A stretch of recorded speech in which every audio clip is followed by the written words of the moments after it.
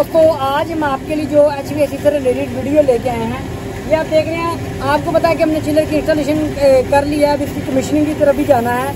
तो अब इसके लिए कूलिंग टावर के पानी के लिए इसके अंदर केमिकल फीडिंग के लिए पूरा एक सिस्टम इंस्टॉल करेंगे, जिसके अंदर हमारे एसिड का पंप होता है और केमिकल का पंप होता है। इसकी कंप्लीट इंस्टॉलेशन, बाकी ब्लो डाउन की लाइन और सेंसर वगैरह लगाएंगे।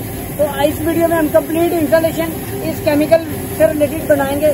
दोस्तों, अगर आप हमारे चैनल पर नहीं हो तो हमारे चैनल को सब्सक्राइब कर लें और बेल आइकॉन के बटन को लाजमी प्रेस करें, ताकि HVAC से रिलेटेड जो भी वीडियो अपलोड करें आपको नोटिफिकेशन में मिल जाए। तो दोस्तों, सबसे पहले ये आप देख रहे हैं, ये हमारे पंप्स हैं। ये कुछ कंट्रोलर है pH का, साथ में इसके TDS कंट्रोलर इंस्टॉल करेंगे। ठीक है, तो अब हम इसकी वर्किंग का काम शुरू करते हैं। इसकी इंस्टॉलेशन, वायरिंग वो भी तमाम करेंगे। इसके सेंसर्स भी लगाएंगे, एक्चुएटर्स भी लगाएंगे और इसके साथ साथ इसकी इंस्टॉलेशन भी करेंगे। इस पाइप के ऊपर ये देख रहे हैं, हमने जो सोलेनोइड वाल है वो बेसिकली मेन ड्रेन लाइन के ऊपर लगा दिया है। उसके बाद हमने एक बाईपास बना दिया। बाईपास को बंद रखेंगे जब हमारा सिस्टम चल जाएगा, और इधर वाला जो वाल है उसको हम खोल देंगे, यानी कि वो ऑटो पे ऑपरेट होगा TDS के ब्लो डाउन के लिए। अच्छा जी, ये हमने कूलिंग टावर की मेन लाइन से जो आपके चिलर से आउट हो रही है, बेसिकली आपने उसमें सेंसर लगाने होते हैं। उसमें हमने सॉकेट लगा के एक PVC की इंची की लाइन लगा दी, वॉल लगा दिया। उसके आगे ये बेसिकली ड्रेन है। ये सोलेनोइड वॉल लगाया गया है, ये आपकी ब्लो डाउन के लिए लगाया गया। अगर आपके TDS वगैरह हाई हो जाएंगे, ये वाल खुल जाएगा, पानी ड्रेन हो जाएगा और नया पानी मेकअप की लाइन से वो आपका फिल हो जाएगा। लेकिन ये जो लाइन है, ये जो हम PVC की लाइन लगा रहे हैं, ये सॉकेट्स लगा रहे हैं, ये सेंसर्स जो पानी की कंडक्टिविटी को सेंस करेंगे और पानी की जो pH है उसको सेंस करने के लिए ये हम फिटिंग बना रहे हैं। ये कुछ फिटिंग्स हैं, इनके अंदर सेंसर लगाए जाएंगे। PVC की फिटिंग है, इसको हम जल्दी से इंस्टॉल कर लेते हैं। सॉकेट्स हैं, कुछ थ्रेडेड सॉकेट्स हैं, तो अभी हम जल्दी से इनको इंस्टॉल कर लेते हैं। साथ साथ बताता जाऊँ कि ये HVAC प्रोजेक्ट के ऊपर 23 नंबर वीडियो है। इसके ऊपर मैं कंप्लीट डिटेल से नए प्रोजेक्ट के ऊपर HVAC से रिलेटेड वीडियो बना चुका हूँ। तो इसके अंदर हम जो केमिकल बेसिकली चिलर के अंदर, कूलिंग टावर के अंदर हमने pH और TDS ये सेंसर्स आ गए, इसके मेंटेन करनी होती है। उसके लिए हम पूरा एक कंट्रोल लगा रहे हैं। ये हमारा pH सेंसर है और दूसरा हमारा TDS सेंसर है। ये आप देख रहे हैं, सॉकेट्स हमने लगा लिए हैं। अच्छा, ये जो सेंसर आपने सेंसिंग प्रोब्स लगानी होती है, यानी कि सेंसर जो लगाने होते हैं, ये जो लाइन है ये आपके पानी टावर के अंदर दोबारा लेके जा रही है। ये बेसिकली आपकी टावर की इनकी लाइन ही है। आपने उसमें से पानी के चिलर से कितना TDS का पानी वापस आ रहा है। जो सेंसर लगाए जाते हैं वो चिलर के आउट की लाइन, कूलिंग टावर की आउट की लाइन पे लगाए जाते हैं, चिलर से आउट। तो ये आप देख रहे हैं, एक pH सेंसर है, एक TDS सेंसर है। इनकी हम जल्दी से इंस्टॉलेशन कर लेते हैं और कंट्रोलर भी आपको दिखा देता हूँ। ये जो है, ये बेसिकली कंडक्टिविटी का सेंसर है और ये pH का कंट्रोलर है। ये आप देख रहे हैं, ये कंट्रोलर कंडक्टिविटी कंट्रोलर है और साथ ये दोनों इस पैनल के ऊपर लगा देंगे। पंप्स की फिटिंग अलग से करेंगे। इन्होंने इसके अंदर इंस्टॉल करके भेजी थी, लेकिन हमने इसके अंदर इंस्टॉल नहीं करना है, क्योंकि अगर किसी टाइम कोई पाइप वगैरह एसिड का डैमेज हो जाता है तो भाई आपका कंट्रोलर जो हैं वो डैमेज हो सकते हैं एसिड से। तो इसलिए हम इनको अलग से बाहर निकाल के, तो ये आप देख रहे हैं, ये अब हमारा जो पानी है जिसकी ये लाइन लगाई है हमने छोटी की, ये सिर्फ हमने सेंसर्स की लाइन यानी कि पानी की सेंस करने के लिए लगाई गई है। तो अब हम इसको लगा लेते हैं। पहले ये हमारा pH का सेंसर है, इसको लगा लेंगे। आपके चिलर से पानी आएगा, जो मेन लाइन आ रही है उसमें से हमने एक छोटी लाइन, इंची की लाइन लगाई है। उसके अंदर हम इस सेंसर को लगा देंगे, दोनों को, pH और TDS के सेंसर्स को। ये पानी आपका दोबारा चला जाएगा टावर के अंदर। ठीक है। अच्छा, ये सेंसर जो होते हैं ये बेसिकली इनपुट देते हैं आपके कंट्रोलर को। कंट्रोलर फिर आपके पंप्स जो होते हैं, एसिड पंप और केमिकल पंप, उनको कंट्रोल करते हैं कि आपकी pH अगर कंट्रोल करनी है तो फिर वो एसिड वाले पंप को कंट्रोल करवाएगा, और अगर आपने दूसरे केमिकल वाले TDS वगैरह कंट्रोल करने हैं तो वो आपके केमिकल वाले पंप को ऑन करवाएगा। जैसे ही आपके रेंज के अंदर आ जाएंगे TDS और pH, तो आपका पंप दोनों, कोई भी पंप जो अगर आपके pH कंट्रोल आ गई तो एसिड का पंप आपका बंद हो जाएगा। तो हम लीकी टेस्ट करने के लिए हमने सेंसर लगा दिए। तो आपके सामने ये आप देख रहे हैं, हमारा पानी वापस उस लाइन से आना शुरू हो गया। अब ये pH और TDS सेंसर हमारे लीकेज भी चेक कर लेंगे, साथ साथ जो हमने फिटिंग लगाई है साथ में। अब इसके बाद जो बारी आएगी वो हमारे कंट्रोलर्स के सेंसर्स की वायर्स हमारे कंट्रोलर में, इसके ऊपर हम कंडूट पाइप लगा लेंगे या फ्लेक्सिबल पाइप लगा के तो अब हम पहले पीएच कंट्रोलर के ऊपर हमारे जो पीएच सेंसर्स की इनपुट्स हैं उनको लगा लेंगे। 2 वायर सेंसर है पीएच का। तो ये आप देख रहे हैं, ये हम इसके अब सेंसर्स की इनपुट्स हम जिस कंट्रोलर के पॉइंट्स के ऊपर लगा देंगे। इसी तरह हम टीडीएस सेंसर्स के जो कंडक्टिविटी का सेंसर है उसके ऊपर हम टीडीएस सेंसर्स की जो वायर्स हैं वो 4 वायर सेंसर है, इनकी वायर्स लगा देंगे।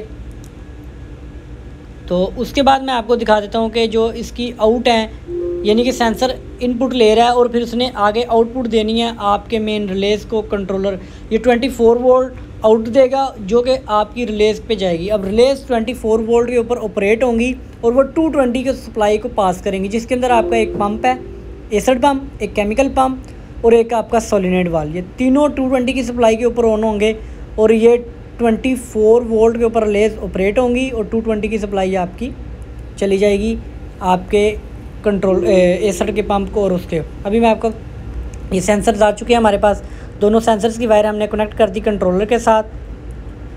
उसके बाद अब जो बारी है ये मैं आपको दिखा दूं, ये जो रिलेज हैं ये यहाँ पे इसकी आउटपुट आई है रिलेज की, जहाँ से हमने तीनों वायर्स के सेंसर आउटपुट ले ली। यहाँ पे मेन सप्लाई आएगी ब्रेकर्स के ऊपर पावर सप्लाई की। तो ये जो वायर्स हैं ये बेसिकली हमारी रिले की आउट हैं और ये हमारे पंप नंबर 1 और पंप नंबर 2 यानी कि एसिड का पंप और केमिकल का पंप। ये जो वायर है ये हमारी सोलिनॉइड को वाल्व को जाएगी। इनको हम जल्दी से कनेक्ट कर लेते हैं, इस वाल्व को जाएगी ये वाली वायर। तो अब हम ये आप देख रहे हैं ये एसिड के पंप्स के कनेक्शन हो जाएंगे।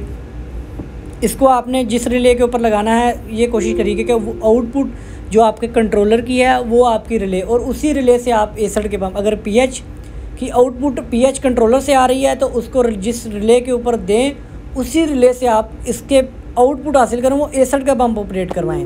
पीएच कंट्रोलर से आउटपुट मिले 24 वोल्ट की और वो जो रिले ऑपरेट करवाए 220 पास हो, उसके ऊपर आपने एसिड का पंप चलाना है। और दूसरे कंट्रोल जो टीडीएस का कंट्रोलर आउटपुट देगा वो जिस रिले पे आएगा वो रिले ऑपरेट होगी और वो जो करंट ऑपरेट होगा वो आपका टीडीएस मीटर का, टीडीएस पंप का। अभी हम जल्दी से इनको लगा लेते हैं और सोलिनॉइड वाल्व की भी कनेक्ट कर लेते हैं। अभी ये जो वायर्स हैं ये बेसिकली 220 की सप्लाई है। न्यूट्रल हम डायरेक्ट देंगे, फेज़ हम कंट्रोल करेंगे, 220 का फेज़ हम रिले से कंट्रोल करेंगे। और उसके बाद हमारे जो पंप हैं मैनुअल भी चल जाएंगे और ऑटो पे भी चल जाएंगे। तो ये आप देख रहे हैं अब हमारा ये हमने इसकी जो अब ये पावर अप के लिए हमारी 220 की सप्लाई हमारे ब्रेकर में आ जाएगी।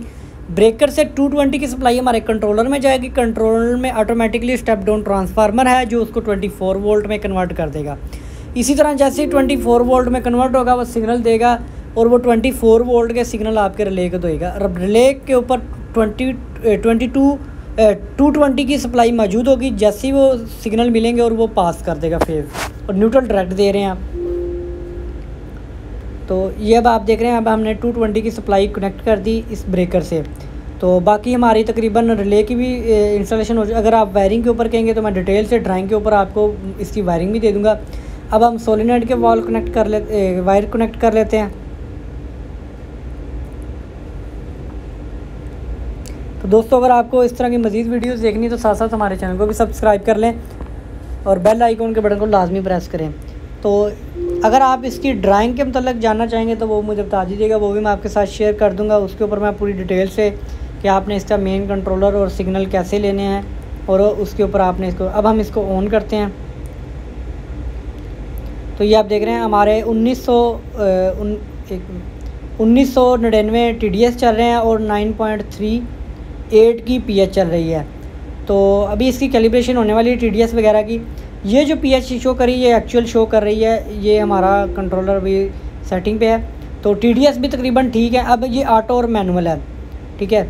इसको आप मैनुअल भी चला सकते हैं और ऑटो पे भी चला सकते हैं, ठीक है। ऑटो पे क्या होगा कि ऑटो पे आपका पंप ऑपरेट होगा, ऑटो कंट्रोल होगा। मैनुअल पे क्या होगा कि मैनुअल पे वो पंप चलता रहेगा। अभी हमने इनको तीनों को ऑटो पे कर दिया। तो ये आप देख रहे हैं पंप कुछ टाइम लेंगे ऑफ पे, अब ऑफ है। अब हम इनको पंप्स को ऑन करेंगे यहाँ से। तो ये 5 सेकंड डिले टाइम है। 5 सेकंड के बाद ये हमारा पंप ऑन हो जाएगा। अभी हमारी पंप की पावर अप सप्लाई हो गई है, सप्लाई ऑन हो गई है। इसको भी बंद कर देंगे। अभी इनकी हम प्रोब्स लगा लेते हैं। पहले पाइप्स इनकी जो फिटिंग्स है यहाँ पे दोनों पे सक्शन और डिस्चार्ज की वो भी बहुत ईजी है, इनको हम जल्दी से लगा लेते हैं। तो इसके अंदर और साथ साथ इसके पैनल को हम वाटरप्रूफ कर लेते हैं। जो रबड़ है ये बेसिकली वाटरप्रूफिंग के लिए है, तो इसको आप वाटरप्रूफ करने के लिए ये ओपन लगाया है हमने, तो आपका इस तरह का पैनल जो होगा वो आप वाटरप्रूफ होना चाहिए। तो अभी मैं आपको लास्ट में दिखा देता हूँ किस तरीके से आपने इसके रबड़, बेसिकली ये गैस्केट का काम करेगी। यहाँ पे आपके इसके ये सील हो जाएगा। तो ये आप देख रहे हैं अब हमारी जो वो वाटरप्रूफिंग हो चुकी है। तीनों साइड पे, अप साइड पे हमने इसको लगा दी है गैस्केट। अच्छा, अब इसके जो बारी है इसकी पाइपिंग की, तो ये एसिड के लिए जो हम पाइप यूज़ करते हैं इसमें हार्ड पाइप यूज़ होता है सक्शन और डिस्चार्ज पे एसिड का। तो अभी हम सबसे पहले इसकी नोज़ल लगा देंगे एसिड की, उसके बाद इसको हम पंप के साथ अटैच कर देंगे। ये हमारी डिस्चार्ज है। अच्छा, इसकी टावर के अंदर अगर आप इसी तरीके से नॉर्मल तरीके से फीडिंग कर देंगे तो वो भाई आपके एसिड, क्योंकि वो फाइबर का होता है, उसके साथ रिएक्ट कर करके आपके टावर की लीकेज हो जाती है। अक्सर जगह पे मैंने देखा है कि जो लीकेज का रीज़न होता है वो एसिड की फीडिंग होता है। इसको प्रॉपर करने के लिए मैं आपके साथ एक छोटा सा तरीका भी शेयर करूँगा। तो ये आप देख रहे हैं, अब हम जो केमिकल है वो भी लगा देंगे। अब जो केमिकल की डिस्चार्ज है वो बेसिकली उसके लिए हमने फिटिंग लगाई हुई है इसी लाइन के अंदर, तो इसकी हम जल्दी से इसकी फ़िटिंग इसके अंदर लगा देंगे। तो ये बेसिकली केमिकल है, ये इतना रिएक्ट नहीं करता, लेकिन जो एसिड है वो बेसिकली तेज़ाब होता है H2SO4, तो वो थोड़ा सा डेंजरस हो सकता है आपकी टावर के फाइबर के लिए। इसके लिए उसका तरीका क्या होना चाहिए, उसके लिए आपने उसको सम्प के अंदर गिराना है। वो किस तरीके से गिराना है वो मैं आपके साथ शेयर करूँ। अच्छा जी, ये नीचे की साइड पे वेट है, ये फ़िल्टर है, और इसके ऊपर की साइड पे नो रिटर्न है, ये नो रिटर्न है। तो इसको चेक करने का क्या तरीका है, इसको आप ऊपर से खोलें, इसकी नोज़ल को खोलें, तो ये बेसिकली इसके अंदर पंप के अंदर कोई कचरा वगैरह ना जाए, ये इसलिए लगाया जाता है। इसको चेक करने का तरीका भी आपके साथ शेयर करूँगा लास्ट में। अब इसको आपने इसके डाउन साइड पे लगा लेना है इस तरीके से एक पाइप, और इसका फ़िल्टर आपने, यानी कि नो रिटर्न, फ़िल्टर और वेट का मकसद होता है कि वो आपके एसिड के कैन के अंदर डाउन साइड पे रहे, उसको ऊपर ना आने दे। फ़िल्टर का काम होता है आपका, ये अब हमने एक PVC का पाइप रख लिया, ये आपके सामने इसके अंदर से हमने भी फ़िलहाल पानी का सैंपल गिराया है। ये आप देख रहे हैं इसके सम्प है, जो ये यानी कि टब होता है, यहाँ पे पानी की मिकदार ज़्यादा होती है, इसके ऊपर आप ड्रॉपिंग करेंगे तो आपका टावर डैमेज नहीं होगा। तो ये आप देख रहे हैं, अब हम इसको बाहर से बेसिकली इसको कर लेंगे पहले अच्छे तरीके से, पाइप की जो इसके अंदर एसिड का पाइप है वो बाहर ना आए। अच्छा, केमिकल के लिए आप अलग से ड्रम का यूज़ करेंगे जो हम इस जगह पे रख लेंगे। तो उसके बाद हम इसके अंदर पंप को चला लेंगे, एसिड के पंप को भी चलाएंगे और केमिकल के पंप को भी। तो ये आप देख रहे हैं, अब हम इसके अंदर एसिड डाल लिया, अब हम इसको ऑन करेंगे। तो ये आप देख रहे हैं, अभी इसकी 9.62 pH वाली जो कि बहुत आई है, अभी हम इसको थोड़ा सा हाई पे रखेंगे। ये बेसिकली इसकी स्पीड है कि आप इसको 1 मिनट में कितने आप इसको ड्रॉप सेक्शन जो है पंप की वो करें। तो जैसे ये 8.8 पे आएगी तो हम इसको स्लो कर देंगे और इसको ऑटो पे कर देंगे ताकि ये पंप बंद हो जाए जब 8.8 से नीचे pH आए। तो साथ में ये आप देख रहे हैं एसिड का बेसिकली ये जो स्केल आ रही है इसके लिए होता है कि ये स्केल आपके चिलर के अंदर ना जाए। इसको ख़त्म करने के लिए हम एसिडिटी केमिकल और एसिड की फीडिंग करते हैं। अब जो केमिकल है उसको भी मैं आपको दिखा देता हूँ कौन सा है।